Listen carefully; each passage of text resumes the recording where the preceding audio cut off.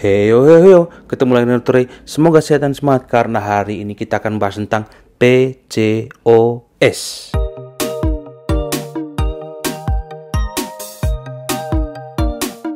PCOS itu singkatan yang artinya Polycystic Ovary Syndrome.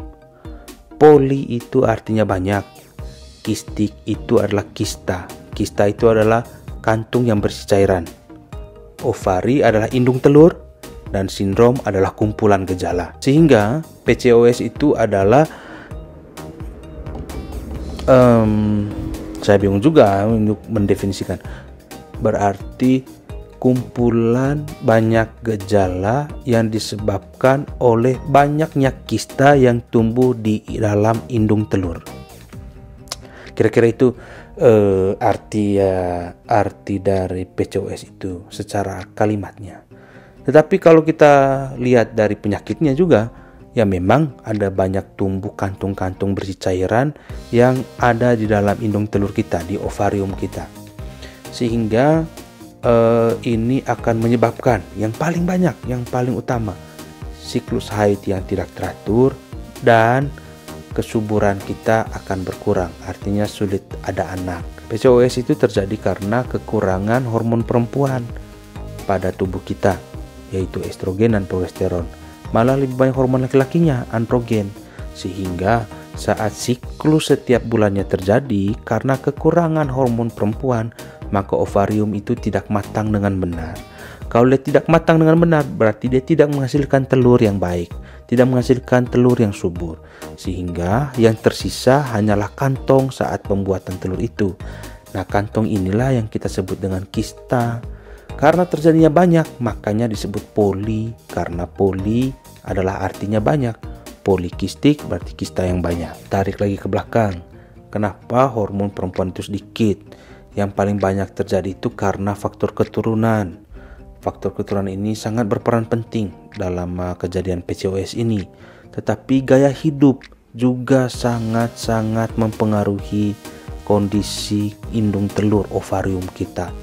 Misalnya, kalau kita stres terlalu banyak, hormon perempuan estrogen progesteron akan ditekan, akan menjadi rendah, malah hormon kortisol yang tinggi.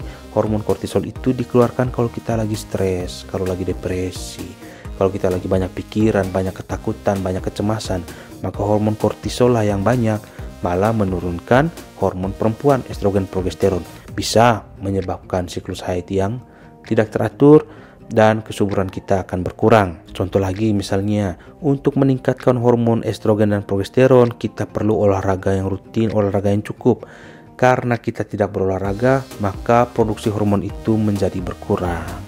Nah, hormon itu berkurang kembali, haid tidak teratur, kesuburan berkurang, dan bahkan bisa menyebabkan PCOS ini. Selain gejala utama tadi yaitu haidnya tidak teratur dan sulit hamil, ada juga gejala-gejala lain.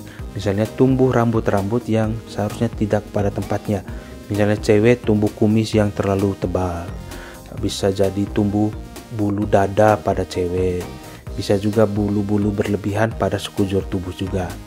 Bisa juga timbul jerawat yang berlebihan, berat badan yang cenderung naik. Bisa juga mood yang tidak stabil. Itu beberapa gejala yang bisa muncul kalau kita PCOS. Tapi yang paling utama sebenarnya adalah untuk diperiksakan. Paling gampangnya untuk USG kandungan, USG dalam perut kita, USG untuk memeriksa bagaimana keadaan indung telur dan sekaligus dengan keadaan kandungan rahim kita. Biasanya dilakukan di dokter kandungan, bisa juga dilakukan di dokter umum. Yang penting kita melihat dulu bagaimana kondisinya di dalam.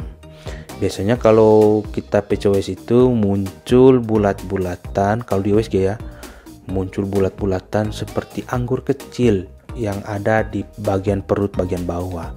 Jadi kalau ada seperti itu, biasanya kita lanjutkan dengan pemeriksaan darah untuk memeriksa hormon. Apakah benar hormon perempuan tidak seimbang di dalam tubuh. Pengobatan utama kalau kita PCOS itu adalah dengan minum obat yang mengatur kadar hormon dalam tubuh kita, bukan dengan operasi. Karena itu tadi, PCOS ini adalah masalah pada hormon perempuan, estrogen dan progesteron. Bukan masalah tumbuhnya berlebih atau menjadi jaringan yang jahat, menjadi tumor atau menjadi kanker, bukan. tetapi karena ketidakseimbangan hormon, sehingga obatnya adalah untuk memberikan keseimbangan pada hormon perempuan itu. Jadi minum obat yang teratur jangka panjang tergantung dengan respon kita terhadap obat itu. Dan yang paling penting sebenarnya kontrol setiap bulan, setiap 2 bulan untuk melihat perkembangan dari kista yang muncul di kandung telur kita. Yang paling penting sebenarnya yang banyak terjadi itu adalah stres pikiran kita, menjadi beban kalau kita menjadi PCOS ini. Tetapi itu tadi, PCOS itu bukan akhir dari segalanya. Tetapi PCOS itu hanya kumpulan gejala yang masih ada tindakan yang bisa kita lakukan, obat yang kita bisa minum, teman yang kita bisa ajak ngobrol, dokter yang bisa minta diperiksa untuk melihat bersama-sama bagaimana perkembangan penyakit ini. Karena penyakit ini pun jarang sekali untuk mengancam nyawa, sehingga tidak perlu dipikirkan terlalu mendalam. Khususnya bagi ibu-ibu yang sulit hamil, sudah lama menantikan si buah hati, kadang-kadang memberikan beban yang cukup berat. Tetapi itu tadi, ini bisa menjadi lingkaran setan juga, karena stres akan membuat tambah tidak seimbang hormon dalam darah, dan hormon ini yang tidak seimbang akan menyebabkan gejala yang lebih serius pada tubuh kita. Sehingga pastikan kita kontrol yang teratur, pastikan kita bicara, ngobrol, apa yang kita pikirkan semuanya kepada dokter, sehingga bisa mencari jalan keluarnya bersama-sama. Oke, itu saja obrolan kita tentang PCOS untuk hari ini. Kalau ada pertanyaan silahkan tinggalkan di komen. Jangan lupa subscribe channel YouTube ini. Dan yang paling penting, tetap sehat, tetap semangat,